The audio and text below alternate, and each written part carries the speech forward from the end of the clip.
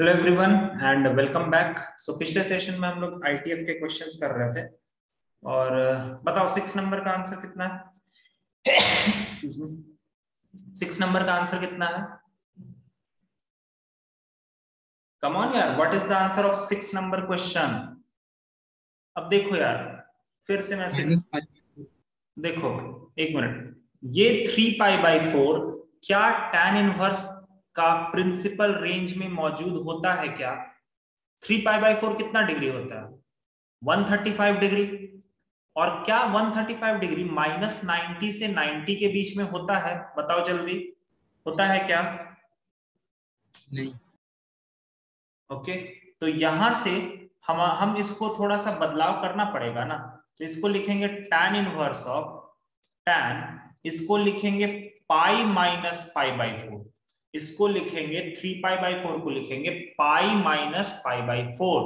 तो यहां से तुम देखो कि जब पाई का केस रहता है तो ट्रिग्नोमेट्रिक रेशियो नहीं बदलता है, तो इसको लिखते हैं tan π/4। ओके, लेकिन π-π/4 मेरा सेकंड क्वाड्रेंट में है और सेकंड क्वाड्रेंट में tan क्या होता है? निगेटिव। अब फिर से देखना खुशबू और खुशी, फिर से देखना, अब हमें इस माइनस साइन को बाहर निकालना सबसे पहला प्रायोरिटी होता है। तो मैं इस बाहर माइनस साइन को tan इनवर्स के केस में आराम से बाहर निकाल सकता हूं, minus tan inverse of tan π/4। ठीक है, अब क्या ये π/4 मेरा प्रिंसिपल रेंज में है? हाँ सर है, ये मेरा π/2 से π/2 के बीच में है, तो यस इट इज। तो ये माइनस ऐसे ही रहेगा और इस पूरे का आंसर क्या हो जाएगा? π/4। आया क्या समझ में? आया क्या समझ में? बोलो जल्दी। खुशबू, खुशी, समझ में आया ये चीज? आयुष?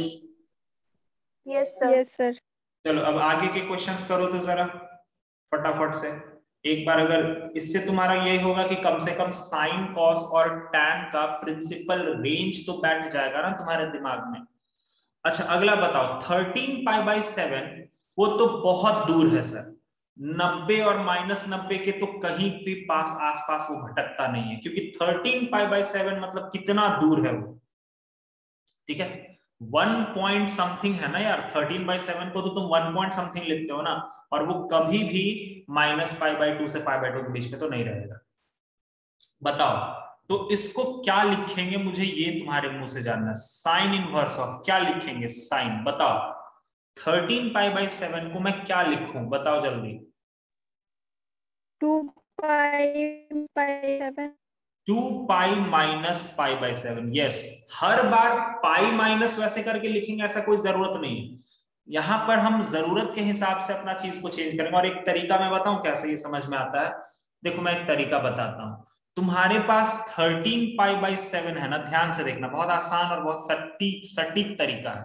13π/7 है ना, इसमें से पाई को तो अभी थोड़ी देर के लिए गोली मारो, हटाओ उसको, हटाओ पाई को, हटाओ। 13π/7 को जरा डिवाइड करो। 13π/7 को डिवाइड करोगे तो राउंड फिगर में वो कितना आता है? राउंड फिगर में अगर वो 14 होता तो 2 हो जाता ना यार। तो 13/7 राउंड फिगर में कितना आता है? कुछ आता होगा 1 पॉइंट समथिंग, मतलब समझ रहे हो मेरी बात को? तुम क्या समझ, मैं समझाना चाह रहा हूं, समझ रहे हो? बोलो सर एक बार फिर से रिपीट कर दीजिए। मैं ये बोल रहा हूं कि 13/7 को तुम थोड़ा डिवाइड करो, अपने कॉपी पर डिवाइड करो तुम लोग, और बताओ कि एक डेसिमल प्लेस तक कितना आता है। लगभग थोड़ा सा डिवाइड करो ना। 13/7 लगभग, जल्दी बताओ। 1.8। 1.8। 1.8 को राउंड फिगर में तुम क्या लिखोगे? 2 लिखोगे ना? Yes sir. तो यहां पर भी बस इसी को देख के तुम समझ जाओगे कि तुमको यहां पर क्या लगाना है। 2π लगाना है कि पाई लगाना है कि 3π लगाना है। ठीक है, तुम ये नंबर वाले पार्ट को बस डिवाइड करो और राउंड फिगर में जाके देखो कि क्या आता है। तो ये आएगा 2π - π/7। ठीक है, चलो अब जरा इसमें बताओ 2π। देखो पाई, 2π, 3π, 4π, 5π, ये सारे केसेस में ट्रिग्नोमेट्रिक रेशियो नहीं बदलता है। ठीक है, तो ये हो जाएगा sine inverse of sine pi by 7, लेकिन 2 पाई माइनस पाई बाई 7 किस क्वाड्रेंट में होगा? देखो 2 पाई यहां होता है और माइनस पाई बाई 7 मतलब नीचे की तरफ, मतलब फोर्थ क्वाड्रेंट, और फोर्थ क्वाड्रेंट में साइन क्या होता है? निगेटिव। नेगेटिव। सबसे पहला प्रायोरिटी क्या होगा? ये माइनस को बाहर निकालना। तो साइन इनवर्स के केस में माइनस कैसे बाहर निकालता? आराम से ऐसे करके बाहर निकल जाता है। ठीक है, अब क्या ये पाई बाई 7 माइनस 90 से 90 के बीच में है? तो यस सर, एकदम है। आप डिवाइड करके देख लीजिए, वो माइनस 90 से 90 के बीच में ही आएगा। 180 को अगर तुम 7 से डिवाइड करते हो, 180 को अगर तुम 7 से डिवाइड करते हो तो कितना आता है? अरे करके देख लो ना, 90 से कम। 25 पॉइंट समथिंग। हाँ, तो बस 90 से कम है ना, तो ये तो हमारा प्रिंसिपल रेंज में है ही, तो हो गया। इस पूरे पार्ट का माइनस तो पकड़ा रहेगा, माइनस पाई बाई 7 आएगा। आया बात समझ में?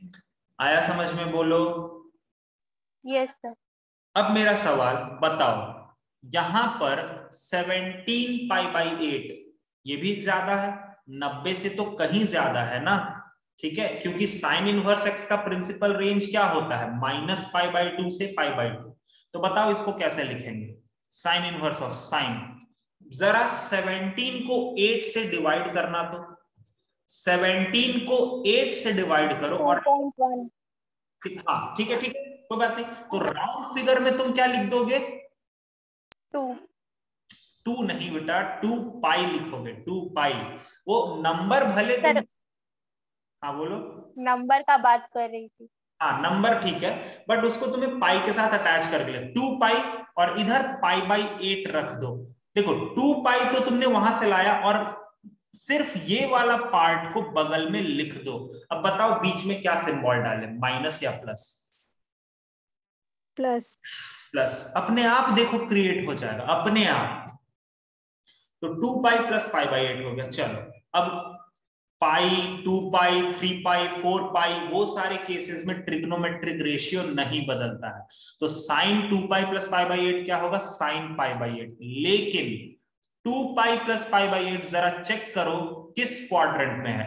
यहां पर 2 पाई है और प्लस पाई बाई 8 मतलब और ऊपर की तरफ, मतलब फर्स्ट क्वाड्रेंट, और फर्स्ट क्वाड्रेंट में साइन क्या होता है?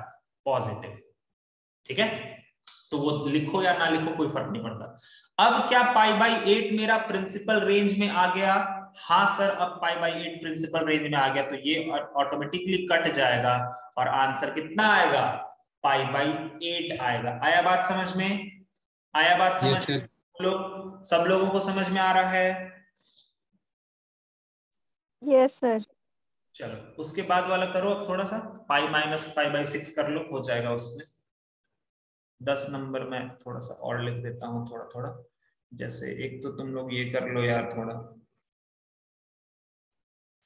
cos inverse of cos 13 pi by 6। 11 नंबर में tan inverse of tan 9 pi by 4। 12 नंबर में cosec inverse of cosec 11 pi by 6। ठीक है, बस यही तुम्हें फंडा अप्लाई करना है हर जगह पर, बस तुम्हारा काम होता चला जाएगा, बहुत आसान होता है। Sec inverse of sec 13 pi by 4। 14 नंबर में sec inverse of sec -7 pi by 3, -7 pi by 3।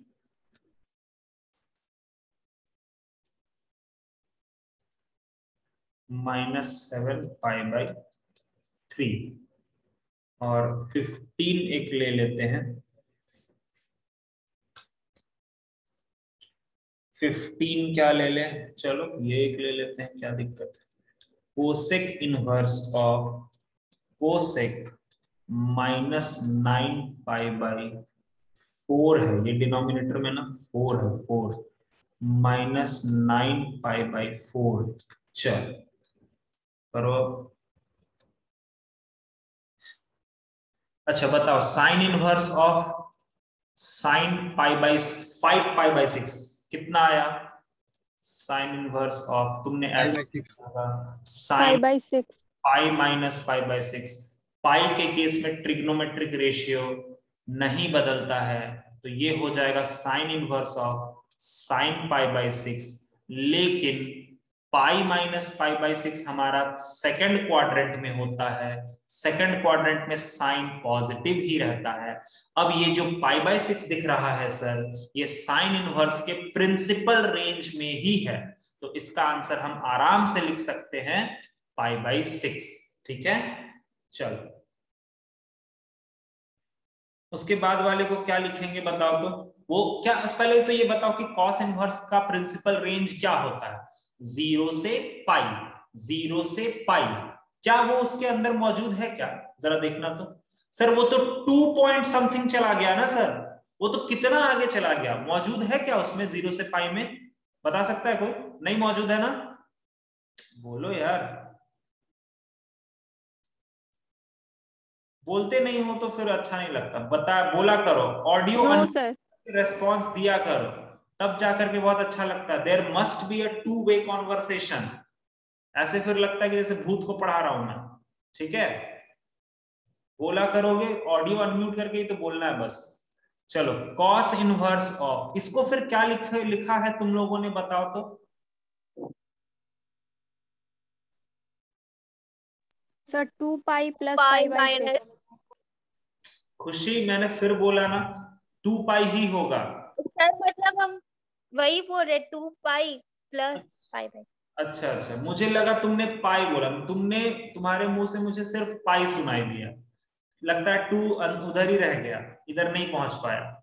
ठीक है, सर अनम्यूट होने से पहले ही बोल दिया। चलो कोई बात नहीं। 2π, क्योंकि 13 को जब तुम 6 से डिवाइड करोगे तो लगभग 2 पॉइंट समथिंग आएगा, राउंड फिगर में 2 के तरफ ही रहेगा।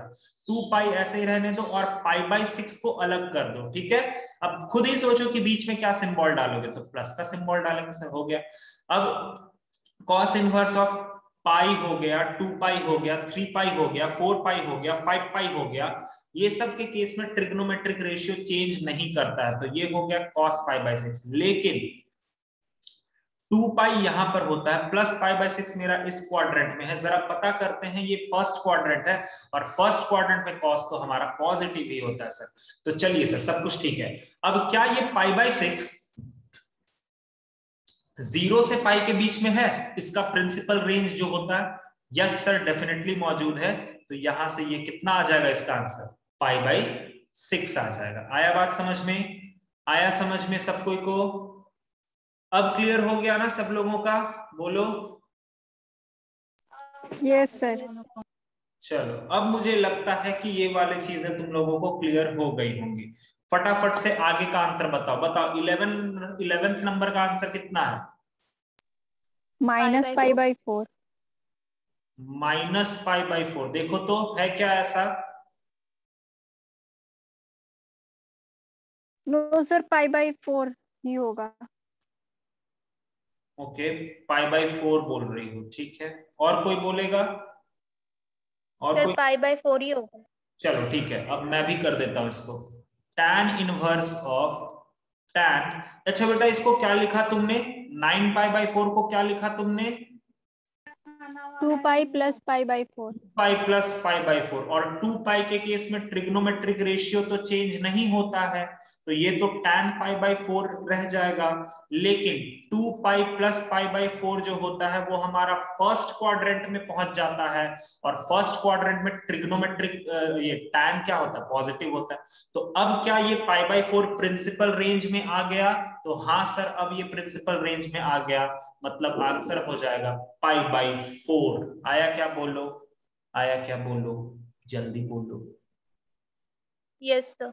उसके बाद वाले का आंसर बताओ बेटा। उसके बाद वाले का आंसर बताओ जल्दी। उसको तुमने क्या लिखा पहले ये तो मुझे बताओ। कोसेक इनवर्स, अंदर में कोसेक, और उसको क्या लिखा?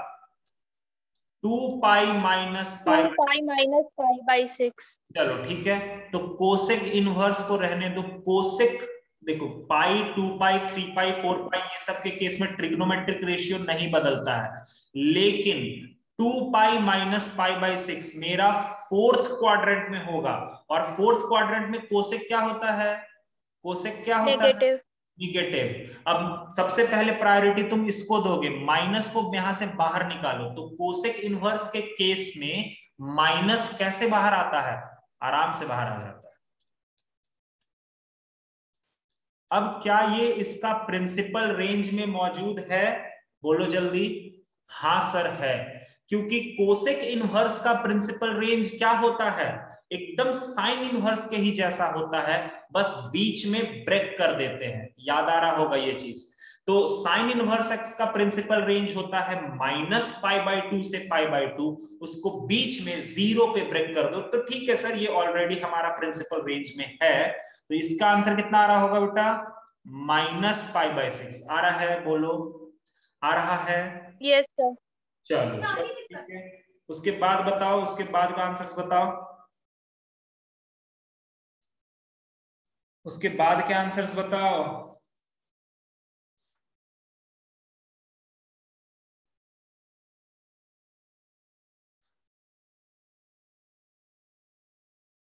जल्दी बताओ, खुशी कितना है? खुशी खुशी खुशी खुशी sir Khushbu pi by 4। Khushbu pi by 4 बोल रही बेटा?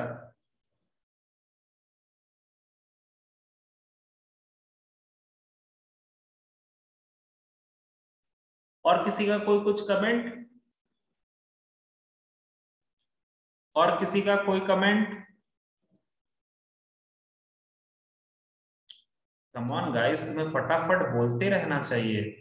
सेक इनवर्स ऑफ सेक, इसको क्या लिखा तुमने बेटा? 13 पाई बाई 4 को क्या लिखा? Sir 3 pi plus pi by 4। 3 pi plus pi by 4। चलो, अब पाई हो, 2 पाई हो, 3 पाई हो, ट्रिग्नोमेट्रिक तो नहीं बदलता, चलो ठीक है। लेकिन 3 पाई प्लस पाई बाई 4 कहां होगा? देखो, ये होता है पाई, ये होता है 2 पाई, फिर यहां आ गए तो 3 पाई, ये तुम्हारा 3 पाई। 3 पाई प्लस पाई बाई 4 मतलब हम किस क्वाड्रेंट में पहुंच गए? Third quadrant. और थर्ड क्वाड्रेंट में सेक क्या होता है? निगेटिव। बोलो तो, होता है ना? होता है ना निगेटिव? बोलो, बोलो यार। सर थर्ड क्वाड्रेंट पे पहुंच गया तो उसमें तो कॉस पॉजिटिव होता है ना। ओए, थर्ड क्वाड कॉस कहां जा रही है? तो खुशबू सेक है ना पहली बात तो, सेक है ना, और थर्ड क्वाड्रेंट है ना बेटा। तो थर्ड क्वाड्रेंट में कौन सा ट्रिग्नोमेट्री पॉजिटिव होता है? टैन और कॉट पॉजिटिव होता है ना वहां पे, थर्ड क्वाड्रेंट। समझी? अरे बोलो। Yes sir. तो बोला करो, मैं वेट कर रहा हूं कि तुम रिप्लाई करोगे। चलो, कॉल आ गया था। अरे तो माइनस सेक पाई बाई 4 हो गया। अब सबसे पहला प्रायोरिटी है कि माइनस को बाहर निकाला जाए। तो सेक इनवर्स के केस में माइनस कैसे बाहर निकलता है? पाई बन करके। तो pi minus sec inverse of sec pi by 4। क्या अब ये हमारा सेक इनवर्स का प्रिंसिपल रेंज के अंदर मौजूद है? तो yes sir, it is present inside the principal range. तो ये पाई वैसे ही रहेगा, माइनस वैसे ही रहेगा, और इसका आंसर हो जाएगा पाई बाई 4। तो pi minus pi by 4 is 3 pi by 4 is the answer of this question. आया बात समझ में? आया? बोलो जल्दी, आ गया क्या? Yes sir. अब इसमें बताओ, सबसे पहले एकदम अंदर में एक माइनस साइन लगा हुआ, तो बताओ सेक ऑफ माइनस थीटा क्या होता है? सेक ऑफ माइनस थीटा क्या होता है guys? Sake of minus theta क्या होता है? Sec theta. सेक थीटा, क्योंकि सेक और कॉस वाले पर माइनस का इफेक्ट नहीं पड़ता। अब हम इसको कैसे लिखेंगे, सेक इनवर्स ऑफ सेक, इसको क्या लिखेंगे 2 पाई प्लस पाई बाई 3, ठीक है। अब 2 पाई वगैरह के केस में sec inverse of sec pi by 3 हो जाएगा, लेकिन 2 पाई प्लस पाई बाई 3 यहां पर 2 पाई होता है और प्लस पाई बाई 3 मतलब फर्स्ट क्वाड्रेंट जहां पर सेक क्या होगा, पॉजिटिव ही रहेगा। अब ये हमारा ऑटोमेटिकली प्रिंसिपल रेंज में आ गया है, तो इसका आंसर क्या हो जाएगा, पाई बाई 3 हो जाएगा। आ गया सब कोई को समझ में ये वाला? बोलो, लास्ट वाला हो जाएगा ना यार, बोलो जल्दी। यस सर लास्ट वाले में आप क्या लिखे हैं, -9 पाई बाई 4 हो जाएगा, जल्दी बताओ। Yes sir. चलो कुछ और क्वेश्चंस दिखाता हूं मैं तुम्हें। ये तो हो गया, मतलब आई थिंक तुम ये समझ गए होगे प्रॉपर्टी 1 हम लोगों को किस तरह से यूज करना होता है। ऐसा नहीं कि cos inverse of cos something देखिए और धड़ाधड़ लगाए जा रहे हैं, नहीं नहीं नहीं, ऐसा आंख बंद करके नहीं लगा देते हैं कि कॉस इनवर्स कॉस दिखा लो जय श्री राम हो गया आंसर, ऐसा नहीं होता है। वहां पर हमें पहले अंदर वाले एंगल को प्रिंसिपल रेंज में लाना पड़ता है, तो इसीलिए मैंने तुम्हें इतना सारा चीज सिखाया ताकि तुम वो दिमाग में बैठ जाए तुम्हारे लिए कि हाँ ऐसा करना जरूरी है। चलो कुछ क्वेश्चंस और दिखाता हूं मैं तुम्हें। मान लो इफ x, y, z अगर मान लो तुम्हारा होता है -1 से 1 के बीच में, such that sine inverse x plus sine inverse y plus sine inverse z is equal to -3 pi by 2. Find value of x square plus y square plus z square। देखो ये एक बहुत अच्छा क्वेश्चन होता है, इसको बोलते हैं बाउंड्री कंडीशन प्रॉब्लम, इसको बोला जाता है बाउंड्री कंडीशन प्रॉब्लम। मैं समझाता हूं क्या इसका मतलब होता है, पहले क्वेश्चन लिख लो। ये चीज तुम्हें ना नॉर्मल ट्रिग्नोमेट्री वगैरह में भी देखने को मिलता है और यहां पर भी देखने को मिलता है। अब देखो यार, यहां पर साइन इनवर्स x है, साइन इनवर्स y है और साइन इनवर्स z है। 3 साइन इनवर्स का वैल्यू तुम्हारा -3 पाई बाई 2 आना चाहिए। अब एक बात बताओ, इसका मिनिमम वैल्यू क्या होता है? साइन इनवर्स का जो मिनिमम रेंज होता है वो क्या होता है, मिनिमम कितना होता है?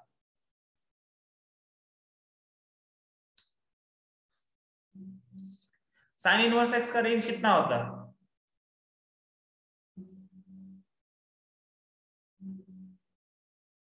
साइन इनवर्स x का रेंज कितना होता है? -π/2 से π/2 तक।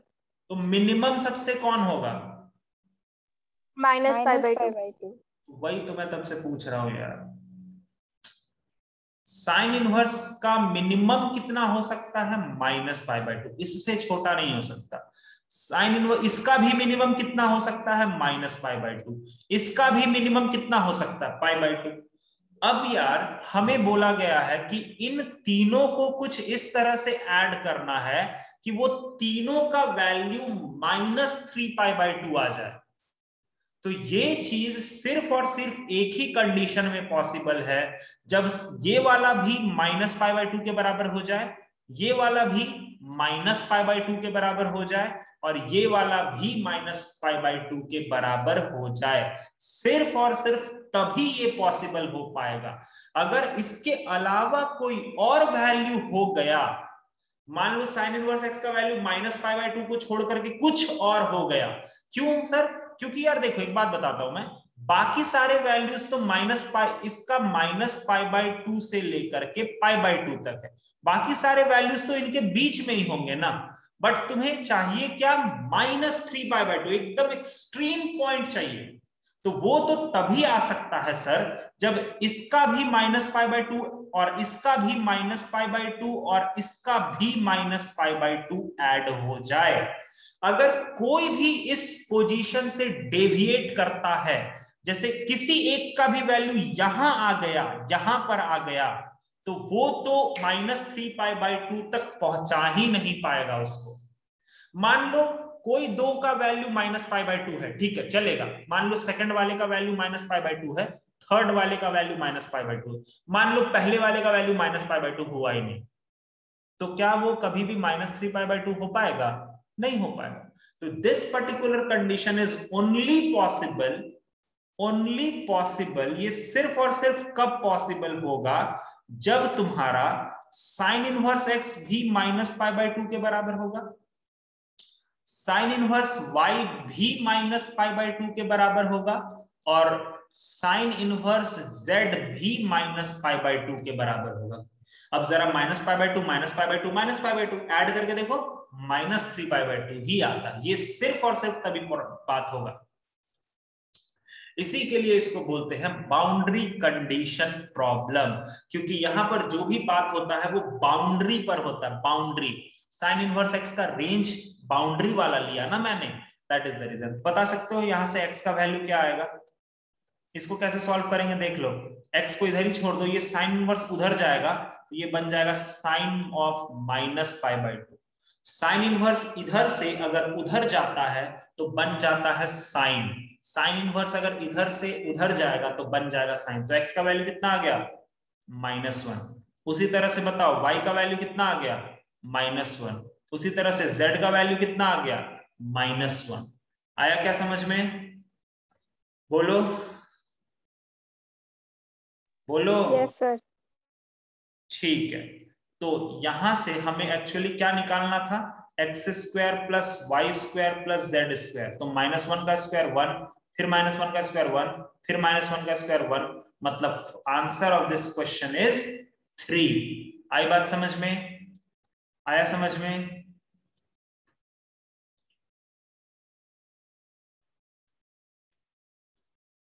Yes sir.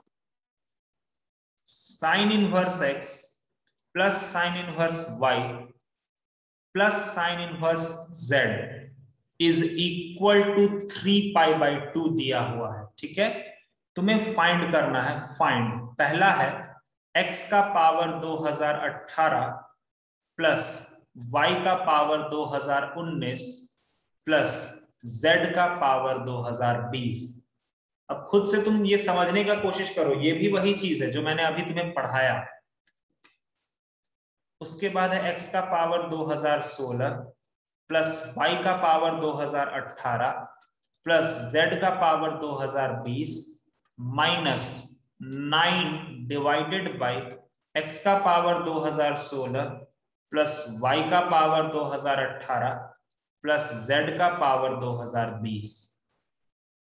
अब अगेन देखो, साइन इनवर्स x का मैक्सिमम वैल्यू क्या हो सकता है? तो फर्स्ट का 3। हाँ ठीक है, फिर हाँ इधर देखो, साइन इनवर्स x का मैक्सिमम वैल्यू क्या हो सकता है? π/2। इससे बड़ा नहीं हो सकता। अच्छा, साइन इनवर्स y का क्या हो जाएगा? इसका भी π/2 और इसका भी π/2। सर हमें इन तीनों का सम 3π/2 चाहिए। वो तो सर सिर्फ और सिर्फ तभी पॉसिबल है जब तीनों अपना मैक्सिमम को अटेंड कर रहा होगा, तभी सिर्फ पॉसिबल है। अदरवाइज और कोई केस में पॉसिबल नहीं है। तो यहां से हम लिख सकते हैं साइन इनवर्स x का वैल्यू π/2, और यही चीज साइन इनवर्स y का भी, और यही चीज साइन इनवर्स z का भी। तो x का वैल्यू 1 हो जाएगा, y का भी वैल्यू 1 हो जाएगा, और z का भी वैल्यू 1 हो जाएगा। ठीक है, तो अगर मैं पहला का बात करूं तो आंसर आएगा 3, और दूसरा का बात करूं तो आंसर आएगा 3 - 9/3। ये कट जाएगा, 0 आएगा। आया क्या? बोलो, आया क्या? बोलो जल्दी। Yes sir. Okay,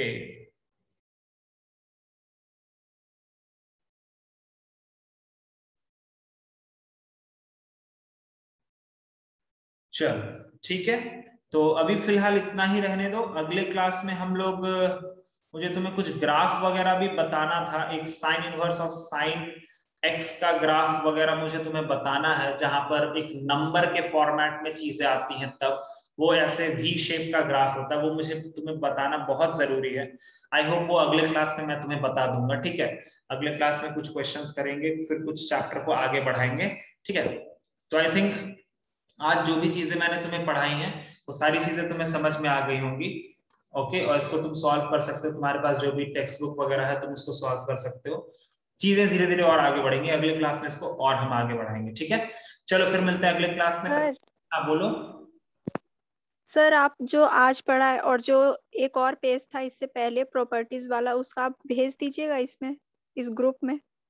PDF? हाँ, पीडीएफ स्क्रीनशॉट कुछ भी। मैं पीडीएफ तो भेज दूंगा, मुझे कोई दिक्कत नहीं है, बट देखो बेटा मैं क्या चाह रहा ना कि एक बार ये चैप्टर पूरा कंप्लीट हो जाए, उसके बाद मैं वो पूरा स्टार्टिंग से लेकर के पूरा पीडीएफ बना करके भेज दूंगा। मैं इसीलिए रुका हुआ हूँ। ऐसे क्या होगा कि अलग अलग फिर पीडीएफ भेजना पड़ेगा, एक बार में पूरा चैप्टर का पीडीएफ मैं तुम्हें भेज दूंगा। बट थोड़ा सा रुक जाओ, चैप्टर फिनिश हो जाएगा ना तो मैं सच में पूरा पीडीएफ भेज दूंगा, ठीक है। Okay okay sir. तो अभी बीच बीच से मुझे अच्छा नहीं लगता पीडीएफ भेजना, मैं चाहता हूं कि एक बार में पूरा चैप्टर हो जाए तब थोड़ा अच्छा भी लगता है, वो देखने में पूरा अच्छा लगता है, इसीलिए। चलो फिर ठीक है, बाकी इसके वीडियोस वगैरह हैं, तुम यूट्यूब वगैरह पे देख सकते हो, मैं यूट्यूब पे अपलोड कर दूंगा, वहां पर तुम देख सकते हो, ठीक है। अगर तुम्हें अभी समझ में नहीं आता है तो तुम फिर से एक बार रिवाइज कर सकते हो, देख सकते हो, ठीक है। चलो फिर मिलेंगे अगले क्लास में, तब तक के लिए घर पे रहो, सुरक्षित रहो, बाय बाय, टेक केयर, नमस्ते, जय हिंद, बाय बाय। बाय।